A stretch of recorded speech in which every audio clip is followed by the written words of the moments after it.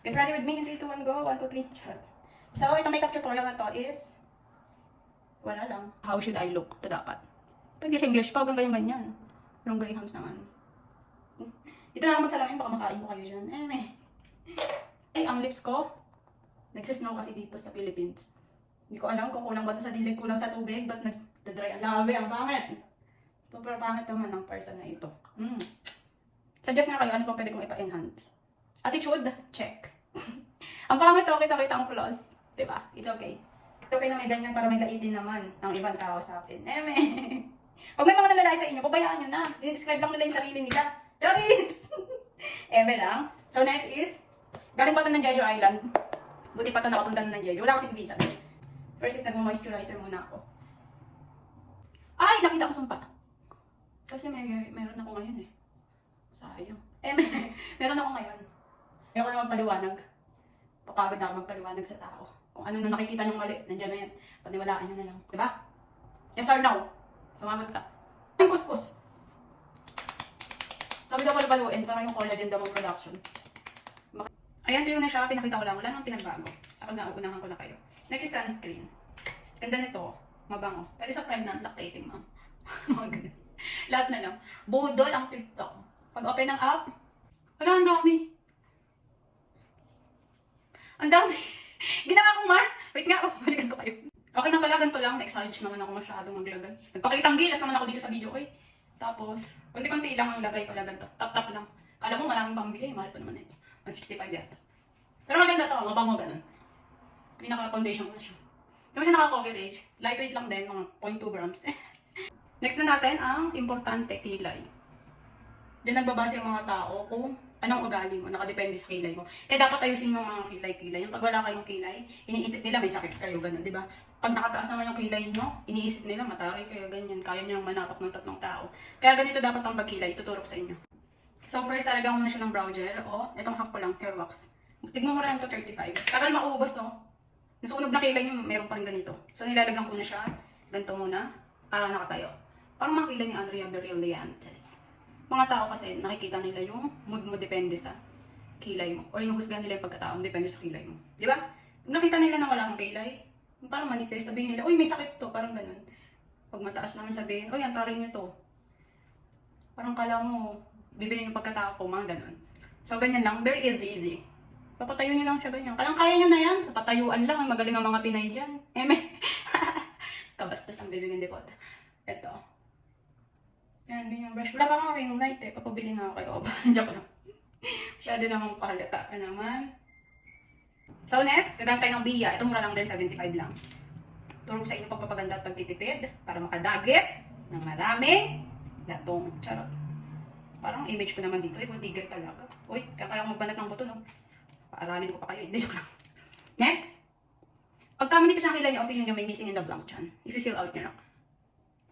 Ganyan lang. Makikita niyo sa wedding na mga ano. Kuhang-kuha nito nun eh. So marunong ka lang mag-guhit-guhit. Pag-aralan naman yun, yung mga guhit-guhit na yun. Mga horizontal line. Horizontal line. Tapos, yan. Bit-bihitan niyo lang dyan. Teka lang. Ngayon ako magsalita. Sobrang naldal lang ng person na ito. Pagbabago pa. Ang atake ko dito. Ayun ha, sa'yo, Oma. Mamaya mas mataas mga kilay ko kaysa kay Oma. Okay na ba?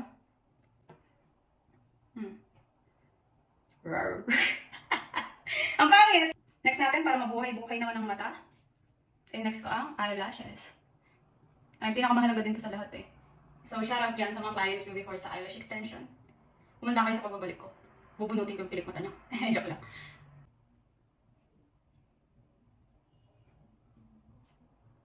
Tada!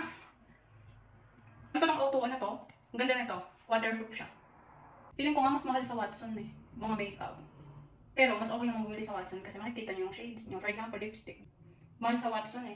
Minsan lang mag-sale dun. Unless kasama yung jowa nyo, pabili kayo. Di ba nakalibre pa? Joke lang. Next, mag-conceal na tayo kung ano dapat i-conceal. Takpan ng mga ano, kaitiman ng budhi. Joke lang. Takpan ng mga pimple marks. Mga nagpapahamak sa atin. Konti. Wala pang kapusi ako natin. Ng konti. Hindi naman ako nakita kasi gabi naman na. Hindi mo kaya. Kasi para...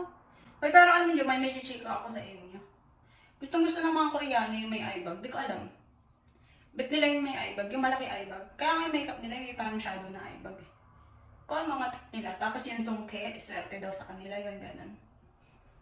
Kaya kung gusto niyo mag-jowa ng Korea, huwag kayo magpapabrace, swerte sa kanila yun. Sabi. Ako nga gusto ko magpasangke eh. Kasi pantay yung ngipin ko. Sabi ko hindi nga pwede yung gano'n. After na, syempre, kapag nakita mo si crush, dapat may blush on ka. At ang gawin ko kay Mami Chris, free lang to dun sa in-order ko dito. Dalawa lang ganyan. Parang lasing-lasing ang mga tap. Cute na lasing, gano'n. Alam, ang dami. Pero mawawala mo. Dalawa lang yun, di ba? Ang pigmented niya. Tingnan mo naman. Ba't nakaganon yung mukha? Parang binotox. Ganito lang. Ito pala, perfect. Perfect pala yung ganitong angle. Yung tripod ko kayo makasama, pantay makita niyan. Lang parang student makeup lang, di ba? And last, yun lang, parang ang base lang. Wala pa akong, kung hindi pa ako nagdadaldal, mga 5 minutes makeup lang. Last is lipstick. Tatanggalin ko na itong lip gloss ko or balm. Tugtat lang. Diba? Parang natural sa lips. Ang ganda nito. Nivea. Try ko itong kayo Vice. Ganda na Solace. Solace. Bahala kayo dyan.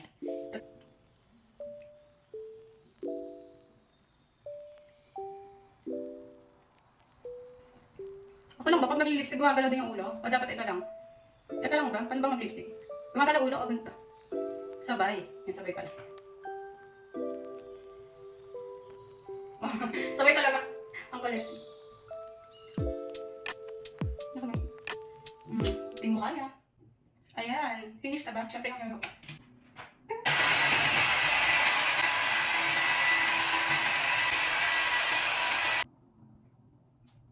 Hindi mo kaya. Ang pagka-dry ng hair ko. Super dry na nito.